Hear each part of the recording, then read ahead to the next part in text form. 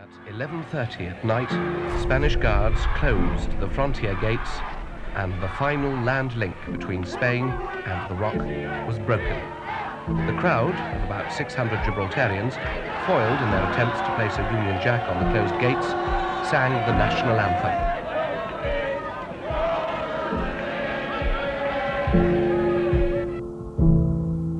Defiance, defiance. That is the only word I can say. How long is it going to be closed for? You know, when will it open again?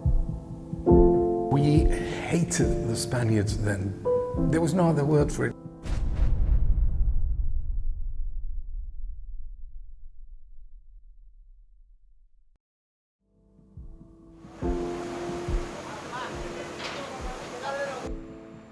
They might stand a little over 2 meters tall, but these gates, these bars, once tall through the very heart of Gibraltar. For 13 long years, they divided families. For 13 long years, they caused a lot of grief.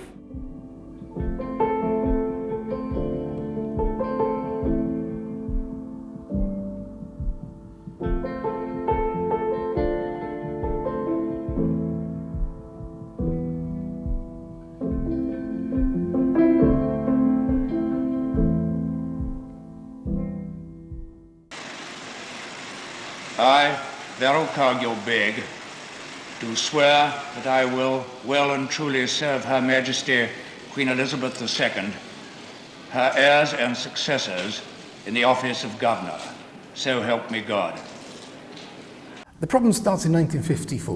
In 1954, the Queen Elizabeth and Prince Philip, who married in 53, do the honeymoon tour and decide to come to Gibraltar. And Franco says, no, Gibraltar belongs to Spain, you're not allowed there. If you go there, we won't talk to you. And that's when the restrictions started. Y entró en el gobierno de España, entró para mí un virus de que les envenenaba, y la verdad que no se entendía el porqué, el hecho de que la reina de Inglaterra visitara Gibraltar, se creaba eso. Yo pienso que Gibraltar, ¿entiende?, que está bajo bandera inglesa, ¿entiende? Pues no entiendo por qué razón podía molestar que la visitara la reina. My wife and I, we stopped visiting Spain from 1964 onward. We got married in August 64, we went on honeymoon to Barcelona, and when we returned, on 2 subsequent Sundays, we went to Spain with our family. After the middle of September, we never went again because the restrictions were already very apparent. Tenía 25 años y mi madre pues trabajaba en Gibraltar. Yo hice el servicio militar y en la jura de bandera mi madre fue a verme y ya no pudo entrar en Gibraltar porque fue en el año 66. En el año 66, en mayo del 66 fue cuando las mujeres ya no pudieron entrar en Gibraltar. New passes, new work permits from Spain were not allowed, no new ones were issued and everything. So it was developing, but we sort of lived with it. But after 67, it took on a very, very nasty turn. The propaganda in Spain against Gibraltarians was reminiscent of Goebbels in war. I remember hearing opinions in Spain, Gibraltarians are the bastard sons of Spanish prostitutes and English soldiers, and things like that. And then you start realizing, hey, they're talking about me. They're talking about us, because prior to that, we were the wogs, we were like the natives, the second-class British citizens, and Britain wasn't really that enamored with us, nor us with them. There was quite a distinct divide. The Spanish authorities at La Línea began enforcing customs procedures and regulations in a more rigid and less courteous manner than formerly. With the passage of time, these measures were progressively extended in scope and severity. Delays to vehicles not registered in Spain increased to 1 hour per car, with consequent queues causing up to 10 hours waiting.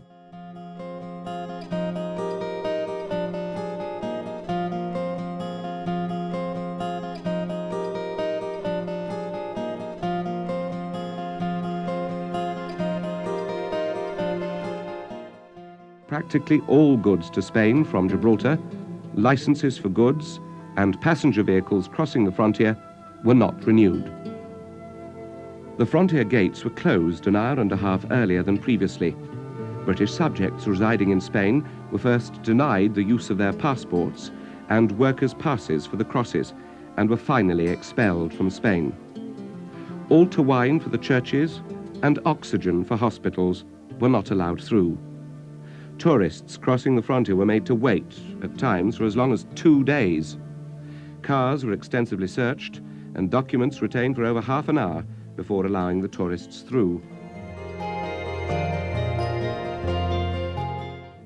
Eventually, the women labour force was withdrawn under the flimsy excuse that 2 Spanish workers had been attacked by Gibraltar police, and Spain wanted to ensure the safety of her nationals.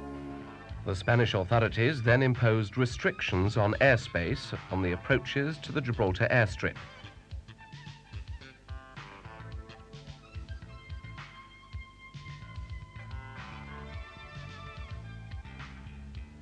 Royal Air Force hunters would be used as escorts to civil airliners if they were hassled by the Spanish Air Force. A British European Airways Comet was the first plane to land since the air ban. Good weather conditions enabled the pilot to avoid the prohibited zone. However, pilots were told that the safety of their passengers must be the primary consideration. 2 Spanish Air Force Super Sabres flew past the airstrip just as the Comet landed. Y mi madre entró en Gibraltar, y entonces entró en el Hotel Vitoria, pero con la no en el hotel de camarera, sino con la dueña, en la casa de la dueña del Hotel Vitoria. Al pasar un tiempo, pues esa señora murió, era lo que me contaba mi madre, ¿no?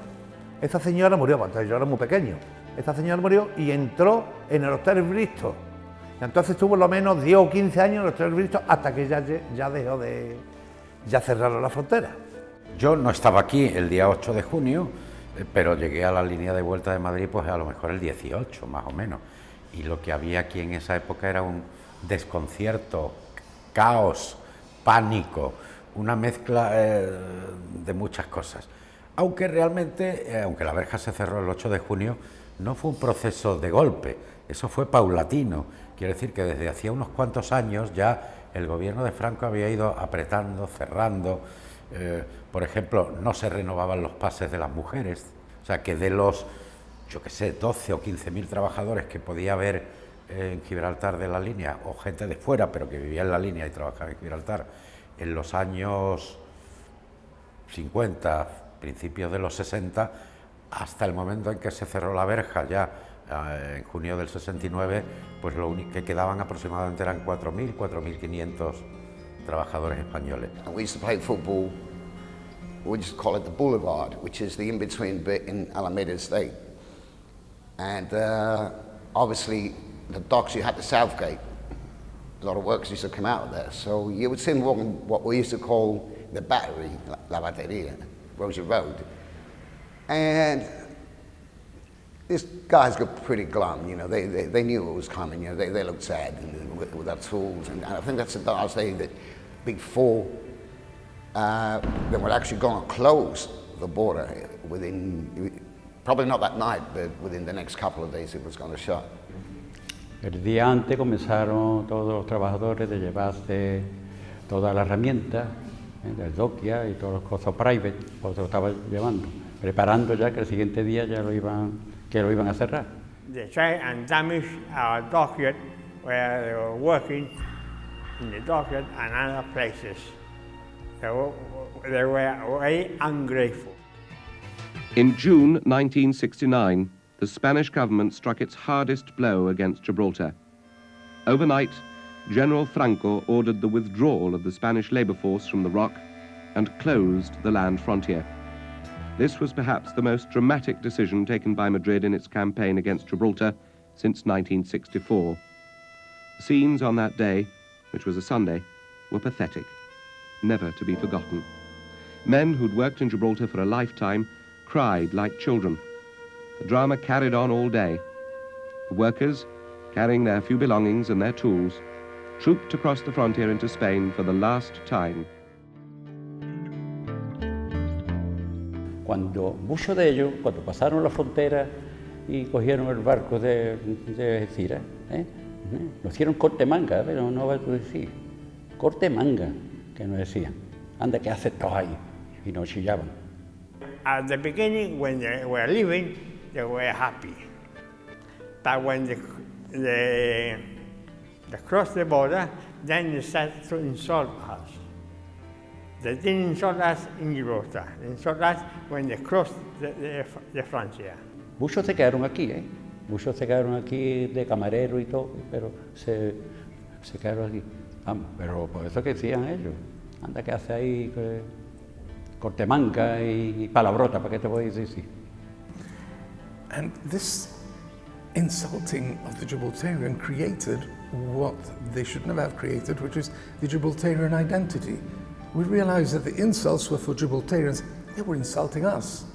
So obviously when the frontier closed in 69, it was in the evening, and the last time it was going to close, we were very, very angry.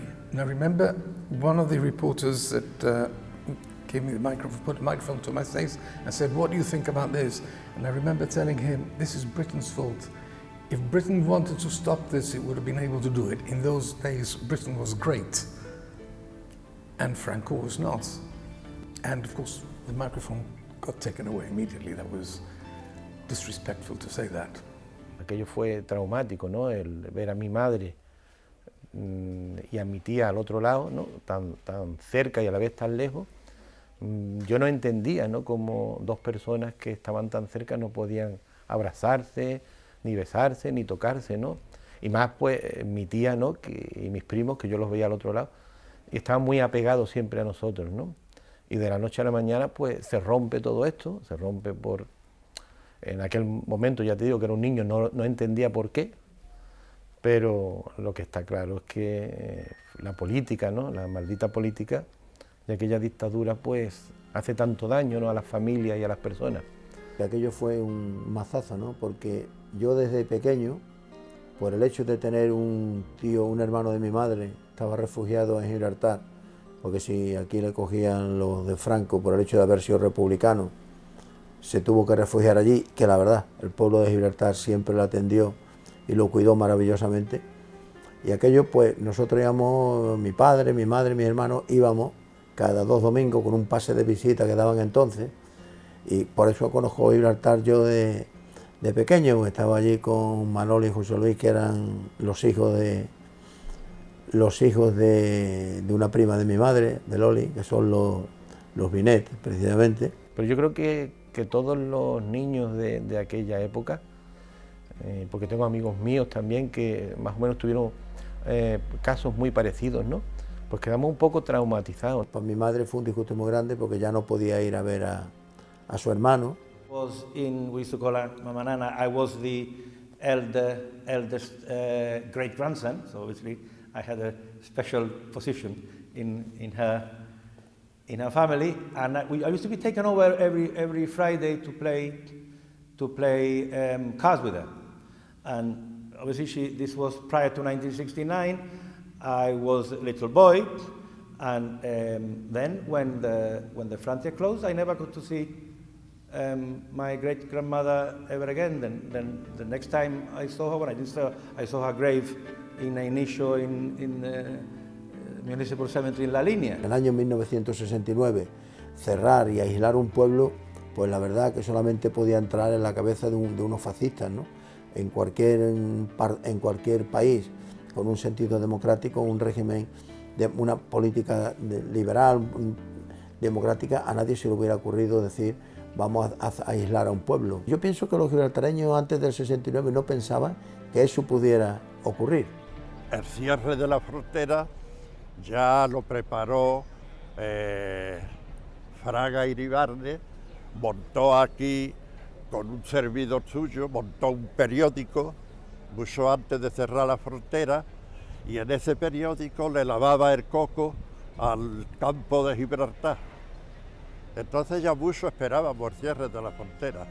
Nosotros esa noche de cierra allá, ya está. Cerraron la frontera en un acto dictatorial. Aquí mandamos nosotros, aquí hacemos lo que nosotros queremos, y si los llanitos no quieren nada con nosotros, porque se pudran, venga a cerrar la frontera. Los llanitos no se pudrieron, salieron adelante. Cuando ya cogimos, vamos, el día que iba a cerrar, que fue por la noche, creo que fue, a las 12, casi los Gibraltar fuimos para allá, para la frontera con las banderas, pero antes llevábamos bandera inglesa, más que la bandera nuestra que tenemos ahora, y ahí comenzamos a cantar cosas, coplas antiguas, que la cierren y todas esas coplas así.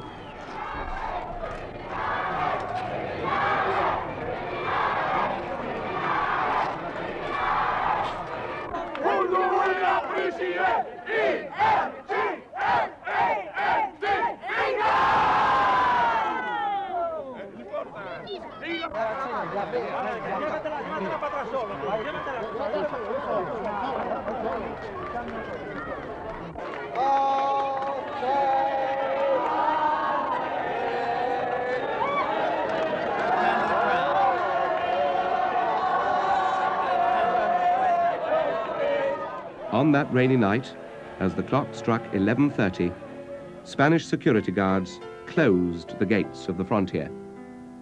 Gibraltar guards sang "God Save the Queen" in the pouring rain. On the Spanish side of the frontier, a handful of reporters recorded the scene, a most dramatic one indeed. The spirit was, I think, optimistic. I think it was the whole feature of all the years of the closed frontier. There was great optimism in Gibraltar. We knew we were going to see that through. We knew how tough Gibraltarians are, how determined, and of course we grew together and strongly as a community. Our first step must clearly be to assess carefully the present position in each department of government, so that we may formulate an overall plan of action for the future. The immediate problem facing Gibraltar is that of manpower and skills. In our mind, we have a clear idea of what course ought to be followed to solve it.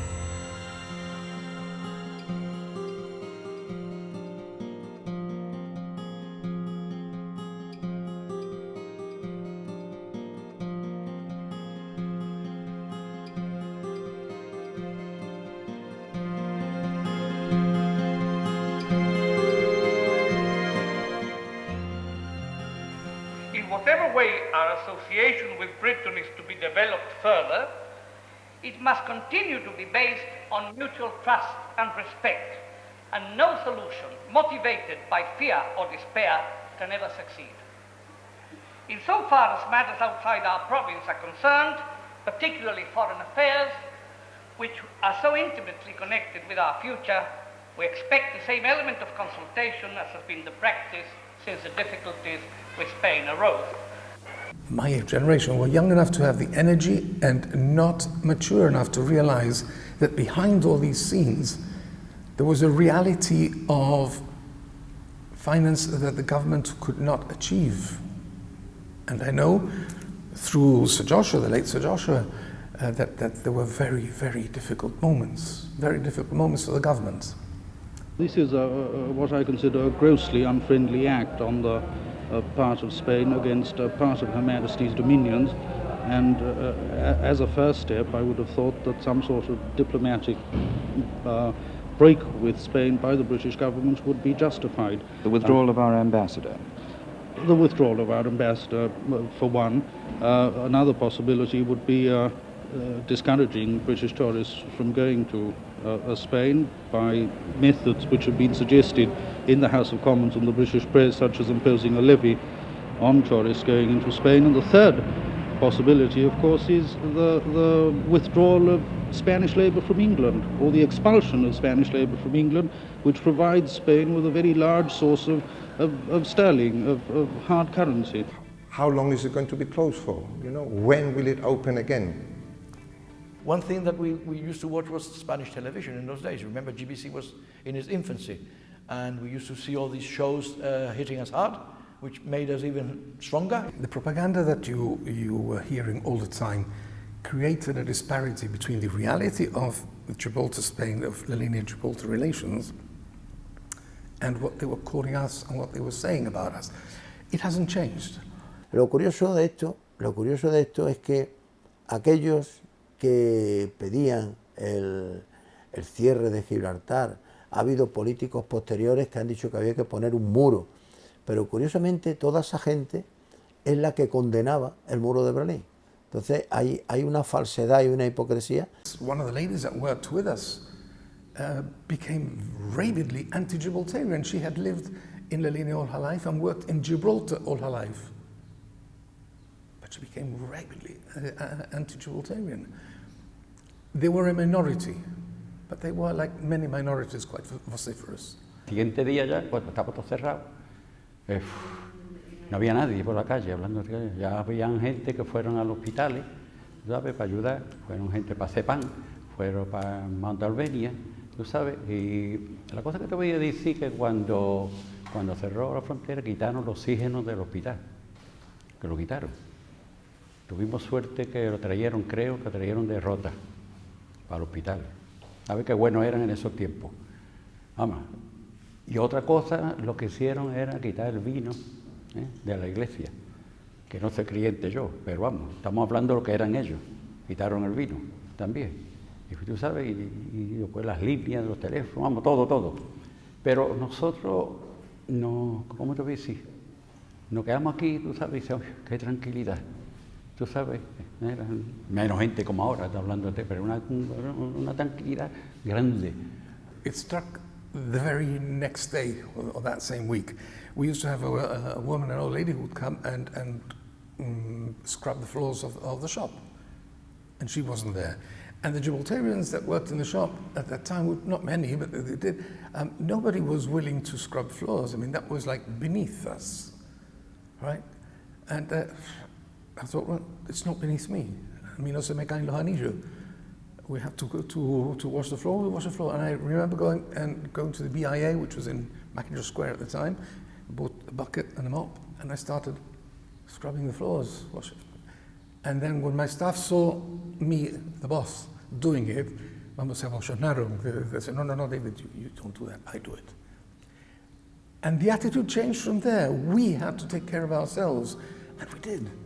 And I remember the scouts used to lend a hand too, helping with the washing up, feeding the people, caring for little children, you know, so everybody mucked in. The housewives go in place of pride because they mucked in, you know, without any remuneration. Oh, we're going to, go to hospitals where we are needed, you know, like old people's homes, taking care of the sick, dishing out the food.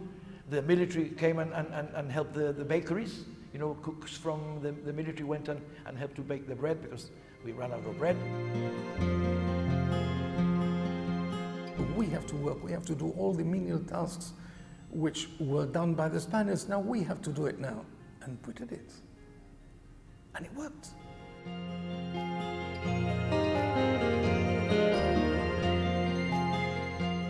Por otro lado, había bastantes gibraltareños que vivían aquí, o en la línea, o en Campamento, Puente Mayorga, en toda la zona. Y otras familias de dinero de Gibraltar que vivían en Gibraltar, pero tenían su casa de fin de semana también en esta zona. O sea que fue una fractura en los dos lados. They were true refugees, you know, have to leave my house over there and have to come to Gibraltar. And they had to be, put in old barracks and places like that till eventually they were rehoused. But these people suffered quite a lot. I remember we had the transit center by Eastern Beach, where today you have the MOT. Originally it was used by, believe it or not, Israeli refugees who are going back to Israel. I remember I used to live in a house where there were Jewish people, and some of them used to come. Very, very sort of cloak and dagger. They would get out and visit Jewish relatives, and that was used for the Gibraltarian evacuees later. Communal kitchens, everybody eating together, women and children sleeping in a big communal room, like in a barracks. And one thing that I remember very distinctly was that there was a big hangar, a big Romney hut hangar, not a Nissan hut, it's 5 times bigger than a Nissan hut, by the waterport, where the police was and the revenue. Behind there was a huge Nissan hut, and inside there were rooms, and it was taken over by a Moroccan company, and each room had tomatoes, potatoes, apples, pears. Each one had a different vegetable or fruit. And you used to go in one end with your baskets, fill them up, and when you got to the other end, the chap was there on the table. How much have you got there? Okay, give me 5 shillings. Without weighing anything. and in bulk. But later on, that was taken over by a private company. In these situations, like in a war, some people are ruined and others benefit from it. One man's meat is another man's poison, you know? And while shut up here, okay, for example, when I got married, the border was closed, I had to buy the furniture that was available. I had to buy the lamps that were available. I had to buy everything that was, the clothes, the same, what was available. Because the only opportunity you had to get out was fly out. Yo me hice empresario y tenía una pequeña industria de carpintería. Y entonces, por mediación de amigos que yo tenía en Gibraltar, que nos veíamos cuando ellos venían de portaje, venían a la línea porque tenían su familia aquí, pues dice, mira Antonio, ¿por qué no manda muebles allí? Estando la frontera cerrada, ¿por qué no manda muebles? Yo te busco la clientela y tú haces los muebles y lo mandamos por el puerto de Santa María, que había un barco que iba del puerto a Londres, a Inglaterra, pero hacía escala en Gibraltar. Entonces yo llevaba la mercancía, la llevaba al puerto y la embarcaba para Gibraltar.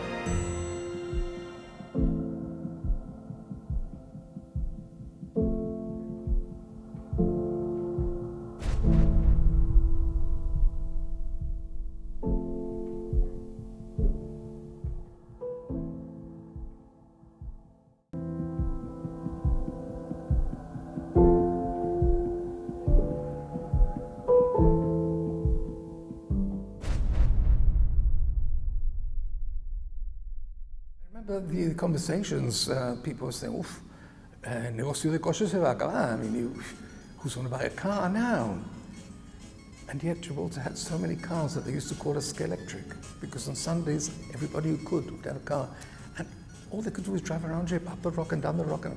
But the car became, for the youth, the equivalent of a bachelor's flat or a flat where we could go without girlfriends, we could have some privacy. You only had the car. And then the status symbol, if you were earning good money, you wanted a good car. So that was astronomical. Todos los domingos iban a monte, ¿sabes? Con los coches todo el mundo dando vuelta, y eso, pero eso se sabe. Íbamos a las playas, íbamos. Instead of going to Spain on Sundays, Gibraltarians, while the weather was good, we would take our cars and picnic in open spaces, at Cambay, at the beaches, at Europa Point. Cada uno después hacían baile, y tú sabes, íbamos, y una vez al año íbamos a Taje. Sports took off in an amazing way. We had to do things. And just after lunch, I think it was at 2 or 2:30, GBC would broadcast Manolo's Palabras al Viento, which did so much for our morale. Manolo was an extraordinary journalist. He had the finger on the pulse, and the insults, the vituperation that we were receiving from the Spanish press and radio, Manolo dealt with that in the most elegant way, and he kept our morale going for years afterwards. It was a remarkable achievement on his part. Palabras al Viento, una sección del domingo de Manuel José Mascareñas. El libro rojo lo confeccionó don Fernando María Castilla. El libro de El Cordobés lo escribió Tico Medina. Ahora en Pueblo ha llegado a escupir su baba sobre mi nombre, sobre mi persona, sobre Gibraltar en pleno. Dice que insulto a medio mundo todos los domingos por la tarde. Yo, ustedes lo saben, no he llegado al insulto jamás, al menos que se estime que defender la postura calpense, defender a mi pueblo, es insultar. Si esto es así, tengo que oírlo de labios de alguien que no sea Tico Medina. No me merece confianza. En suma, no puede decir la verdad. Usted, Tico, si es que en realidad siente, que lo dudo, le creo incapaz de ser leal no ya a Gibraltar y a España, sino ni a usted mismo. Transmite Radio Gibraltar. Escucharon ustedes Palabras al Viento, una sección del domingo de Manuel José Mascareñas. As part of our Skelectric, we would go to the frontier, and sometimes we would hurl insults at them, sometimes we would just look at them, and very often, every day in fact, you would see people who had family on that side who had not been able to come in. and family on this side, and they would climb on the frontier fence and shout, "Maria, el niño ya nació," or things like that. And I don't think we realized at the time how heart-wrenching that is. The human contact was very much struggling to be maintained.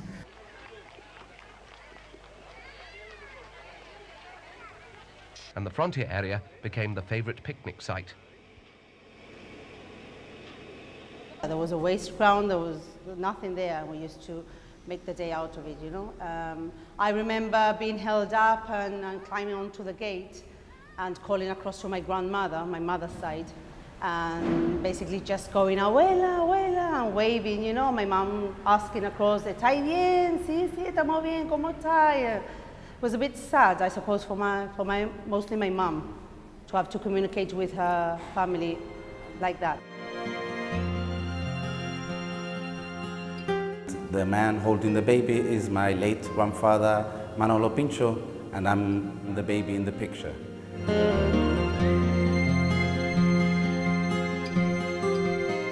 This was taken one of the Sundays that our family used to go to the frontier to see our relatives in the other side of the border.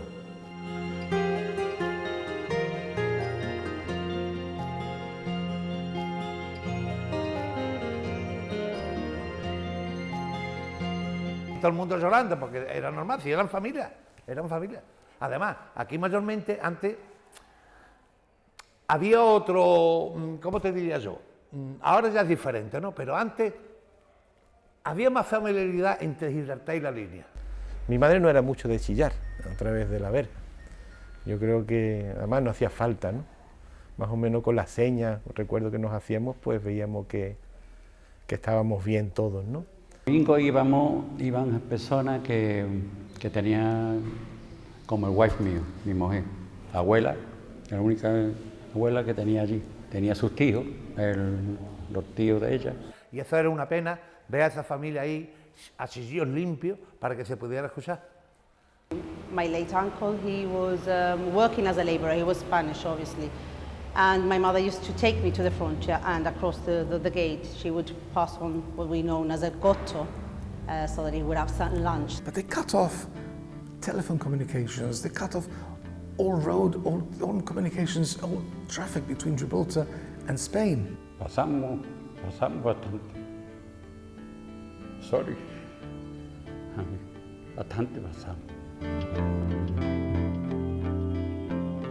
Se comienzan las visitas a la frontera, los dramas personales, enterarte de que hay personas que no pueden enterrar a sus padres y se la han jugado todas tirándose al mar para cruzar, siendo detenidos, aunque después por la trasera se le ayudaba, porque se comprendía, porque policías de ambas partes, después de policía, eran humanos. And a sergeant comes to me and said, "We spotted that there's somebody swimming from the Club Náutico La Línea to the Monscalpe wharf, and it doesn't go from there, and then it goes back to La Línea again." This was the border closed. So I said, "I know who that is." I said, "Oh, that's the son of this child who comes to see his parents with his his wetsuit. Oh, I'm going underwater fishing," and he used to dive into and swim around the airfield into Gibraltar, and they spotted him with the radars. I said, "Don't touch him. It's no danger, you know." And thanks to me, that chap could see his family. A mí me expulsaron. La policía llegó, me cogieron, me metieron en la comisaría, de la comisaría me llevaron a la cárcel y de la cárcel pues me llevaron a expulsarme. Y entonces yo me vine a Gibraltar, que para mí es una ciudad de refugio. Most Gibraltarians have learned to live with their isolation. Such distressing scenes as these, relatives trying to communicate across the 100 yards of no man's land, have decreased somewhat since Spain restored telephone communications with Gibraltar.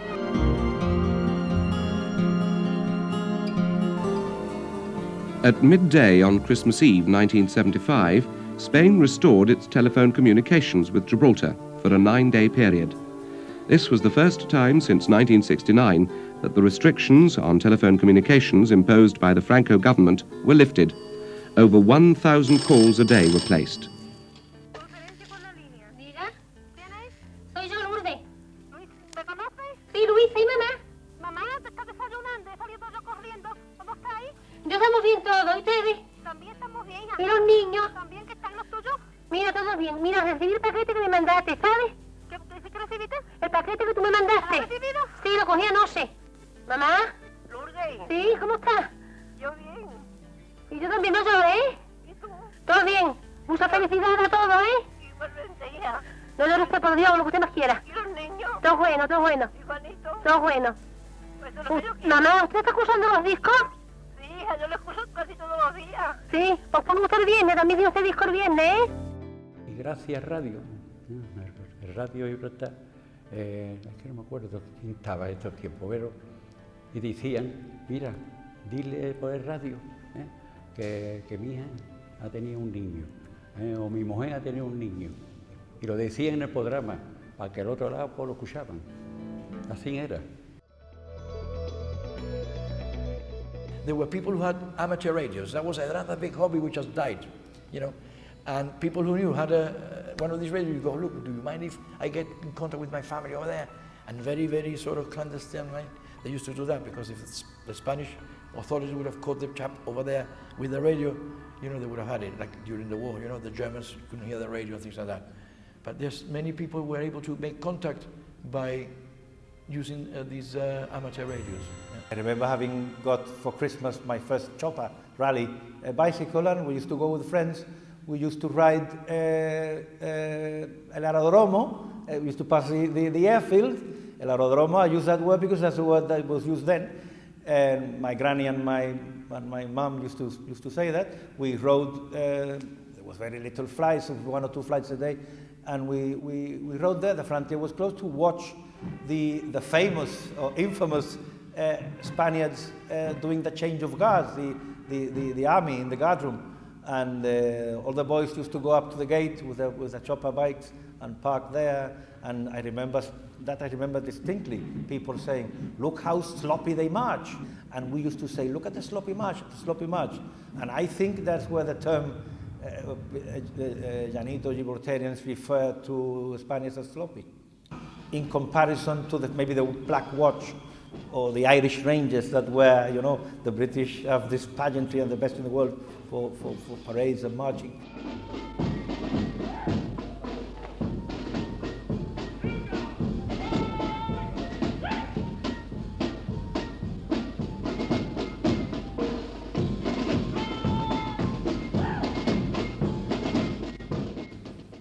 The frontier closed, and yet the flights London, Madrid, Gibraltar, and back still went on, I think, for a couple of years after that. And the flights were fantastic. I mean, for £50, you could go to Madrid on the Friday, come back on the Sunday night, which was a great way.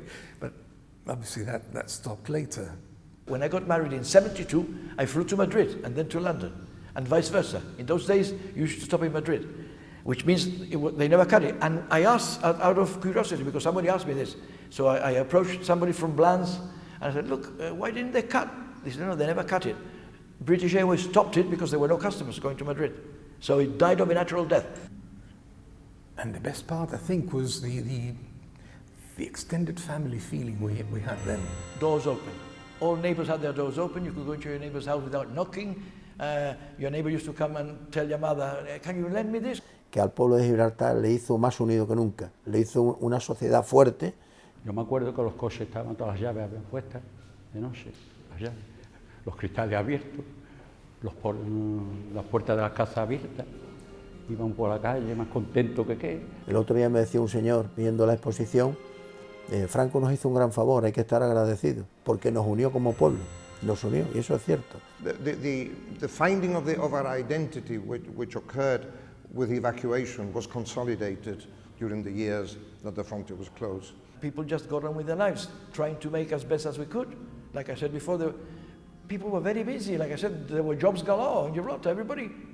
There was no unemployment at all, you know. And like I said, you had to occupy yourself with something. Everybody had a hobby. We had competitions of all sorts. So we were a very big community living within itself, a big family, a big family.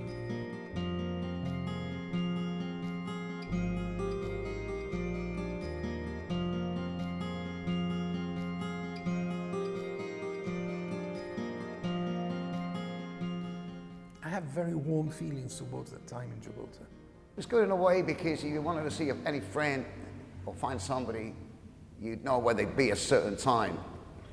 But it was pretty much becoming like a routine, which was pretty boring. It got tedious then, you know. I mean, eventually, I was doing my started doing my apprenticeship, and my girlfriend at the time, I said to her, "We're moving to London."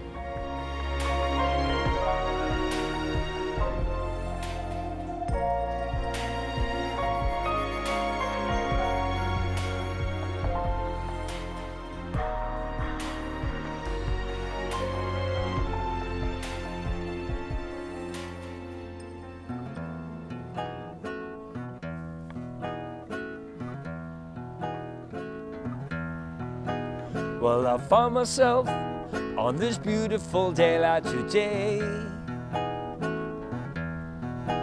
on the Tangier-Gibraltar ferry, leaving me here with so many things to say. Well, the Tangier-Gibraltar ferry song, or Going South, like we also call it, originally the idea came from my brother Frank. And we started playing together when I was in my teens, and we used to play that song live for many years. I remember when I was very young, and I hitched down from London, and I was standing on La Linea, watching the rock, and say, it's amazing that you know the only means to get to Gibraltar is by getting the Tangier-Gibraltar ferry from Algeciras to Tangier and Tangier to Gibraltar. Isn't it nice to be going south? The other song was Let Me Cross the Border, which originally the idea came up in Berlin when we were touring, my brother brothers were touring Germany, and we related to when the Berlin Wall was still there. We had to record, and most of the gigs we had to go and drive through Checkpoint Charlie, which was the frontier from East Germany to West Berlin. So that's the idea of that, Let Me Cross the Border. We related also to Gibraltar. You're now so near, yet so far. How I wish you see my baby tonight. Let me cross the border, I wanna see my baby tonight. Let me cross the border, I wanna see my baby tonight.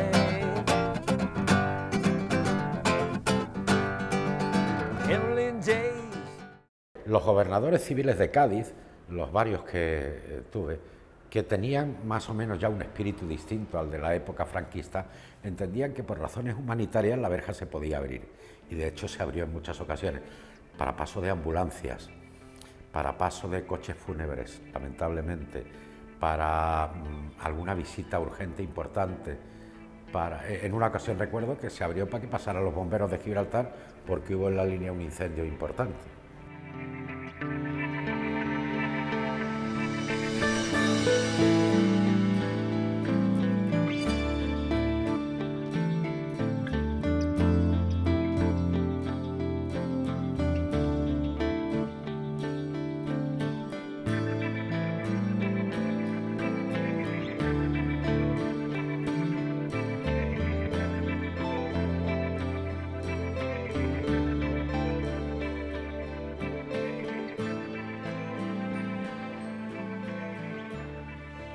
Yo recuerdo que yo en una ocasión solicité y me concedieron que se abriera la verja para que pasara un grupo de pescadores del Club de Pesca de la Línea para participar en un torneo de pesca que había organizado el Club de Pesca de Gibraltar. Y fueron para allá con sus cañas y vinieron para acá con su trofeo. Eso era relativamente frecuente, aparte de otra gente que o pasaba clandestinamente o la asaltaba, como el famoso Gonzalo Arias, que tuvo todo nuestro apoyo, desde luego, por parte del ayuntamiento. Gonzalo Arias y yo comenzamos a hacer una serie de ataques a Gibraltar, a la verja, no a Gibraltar, a la verja. Aquí lo vemos, que él está subiendo de Gibraltar para la línea y yo le estoy ayudando. Nuestro padre fue Gonzalo Arias, conocido por ser el activista que tuvo la lúcida idea de saltar varias veces la verja que había entre la línea y Gibraltar. The Spanish pacifist Gonzalo Arias crossed the closed land frontier into Spain. Before climbing over the gates, he showed his passport to a Gibraltar police officer to comply with immigration procedures. On the Spanish side, he was arrested. Su empeño era que, independientemente de las cuestiones políticas y de los gobiernos, pues que se entendieran las poblaciones y que se hiciera caso a las poblaciones, tanto de la línea como de Gibraltar. Muy convencido de que iba a conseguir un impacto en la sociedad, tanto en la parte española como en la parte gibraltareña.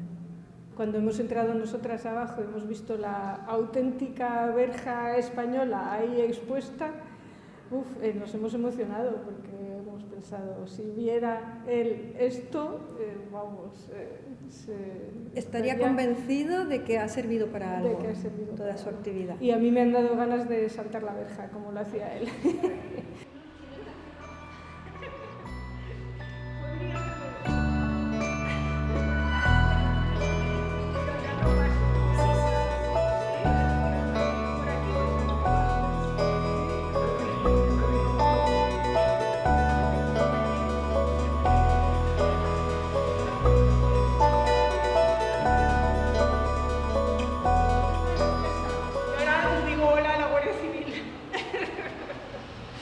Very curious things happened. First of all, we had the dockyard, which was a fountain of finance that came through to every Gibraltarian, one way or the other. And then all the shops in Gibraltar, we thought, what's going to happen? What's going to happen? Gibraltarians were earning good money. So people would spend the money only in Gibraltar. They couldn't do it other than going to England in the Calentita flights and everything, or to Morocco. We had very, very good service with the Monscalpe. But people were spending the money in Gib. Pues la línea pues siempre ha sido la castigada por una política de Estado. Entonces yo recuerdo de una línea próspera, como te comentaba antes, a ir como un globo que se deshincha. El dolor era muy grande y también aquí la juventud veíamos cómo tus amigos se iban de la ciudad. Tú no comprendías, tú con 13 años, pero ¿por qué se van? Se le ofrecieron puestos de trabajo a algunos, se vendió como a todos, pero no fue así, a otros los jubilaron. Pocos días después pues empezaba a notar la sensación de agobio que entró en la línea, ¿no? El desamparo, la tristeza, cuando se empezaron a levantar familias para marcharse porque le daban trabajo en otro sitio. Yo recuerdo una línea muy triste, ¿no? Una línea muy vacía. Esto se queda con la mitad de la población. Aquí se pasó canuta, aquí se pasó más porque aquí no había industria, aquí no había nada, Aquí hicieron un polígono que lo que vinieron fueron maleantes a llevarse los dineros, lo poquito que podían atraer la línea, lo hicieron ahí en campamento, que era Confecciones Gibraltar, pero había muchas industrias, y hicieron horrores. Aquí donde estamos, esto que estamos nosotros era Confecciones Gibraltar, donde estamos ahora mismo, era Confecciones Gibraltar. Se montaron una serie de empresas, todas fantasmas menos una, que todavía existe, pero los demás fueron ya empresas fantasmas que empezaron a desaparecer porque lo que habían venido aquí era una serie de golfos a llevarse las subvenciones, pero que a la línea no le dieron nada. Negocios cerraron en aquella época, creo recordar, sobre unos 180, 190 negocios. Y me encuentro con el compromiso y el enorme reto de ser alcalde de la línea, una ciudad deprimida con un ayuntamiento en la más absoluta ruina. Porque nosotros hemos dependido de Gibraltar, aquí que nadie la línea ha dependido siempre de Gibraltar.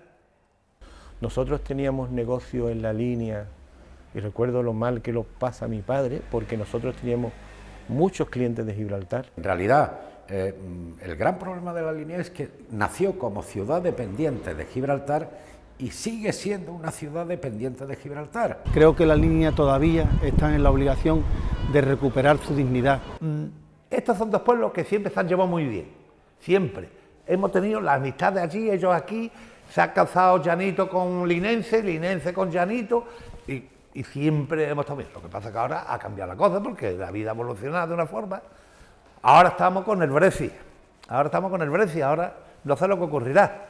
Aquí, ahí trabajando unos pocos de miles de personas, que también le da vida a esto, porque si no estuviera Gibraltar, yo no sé, la línea a lo mejor habrían cerrado, le habrían echado el cierre y no hubiéramos ido todos por ahí.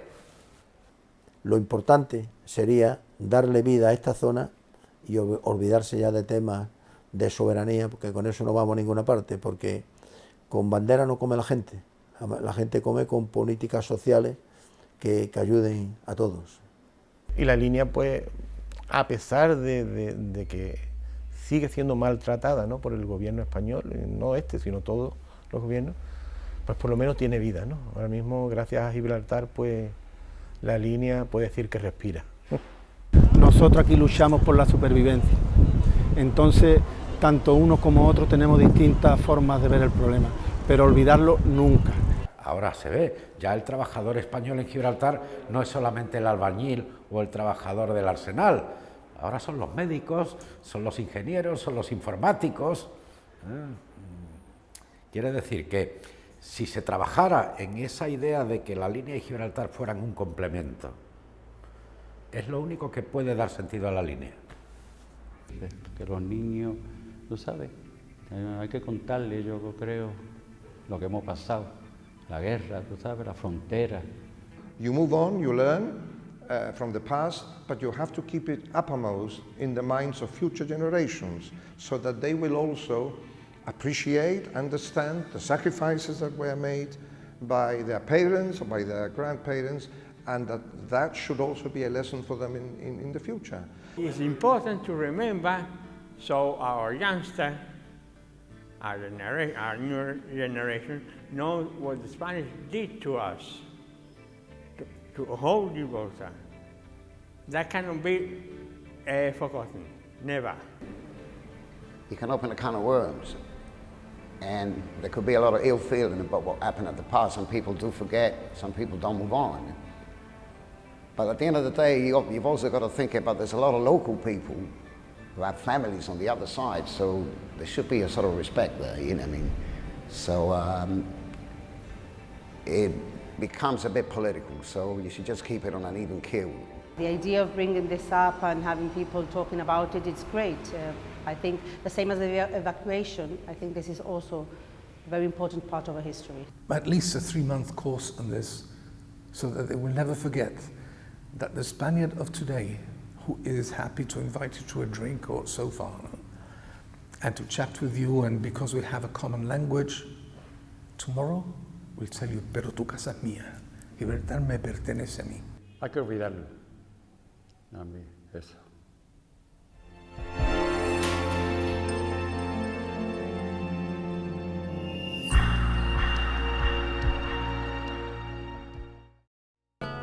Isn't it nice? Oh, isn't it nice to be going south? Right in Mediterranean waters, suddenly the waves hit the shoreline. Small beach parties are ever sober. Had remembered names and faces that I see. Different friendships all around me clouds my mind. Gibraltar, my Gibraltar. Keep a face clean from the north side of the border. My Gibraltar, my Gibraltar. Keep your nose clean from the north side of the border.